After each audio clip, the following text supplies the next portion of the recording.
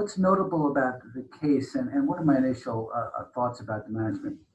Well, this in a lot of ways is a typical patient with EGFR mutations. Now, EGFR mutations can happen in non-smokers, of course, very frequently, but they happen in smokers as well. In fact, we often like to say smoking doesn't prevent you from getting an EGFR mutant non-small cell lung cancer. And that's important because sometimes smokers or recent former smokers are not being tested for all these mutations.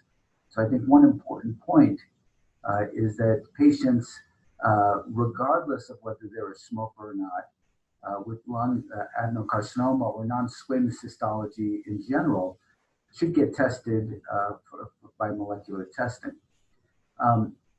In general, I actually will test squamous cell carcinomas as well, because first of all, sometimes the histology is not recognized as a non-squamous histology. Sometimes there's disagreement about the histology.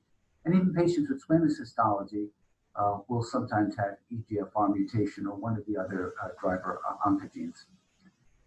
Now, when I started practicing thoracic oncology a little more than 2 decades ago, the outcome for somebody in this situation would have been a median overall survival of less than a year. In fact, it was on the order of 9 or 10 months at that point. Fortunately, right now, for somebody who's newly diagnosed with an EGFR mutant non-small cell lung cancer in this situation, the median expected overall survival is somewhere in the area of 40 months. And in fact, that number is getting longer and longer as some of our better drugs now are being more widely used, and we're developing new tools to be added to the toolbox as well. The treatment landscape for patients like this has really changed dramatically over the last 2 decades since I started practicing thoracic oncology. In the early 2000s, options for these patients would be really limited to platinum doublet chemotherapy or single agent chemotherapy after that. And the median overall survival for patients in this situation would be right around 8 to 10 months expected median overall survival. Now, if you look at studies like FLORA and the RELAY study, the median overall survival is in the range of 38 months or even longer than that. We don't even have a median overall survival yet for patients treated on the RELAY study.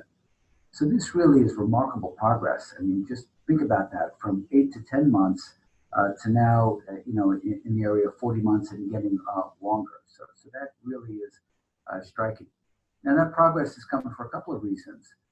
First of all, we've got targeted agents for use in the first-line agents, EGFR inhibitors most prominently, for a patient with a typical EGFR mutation like this.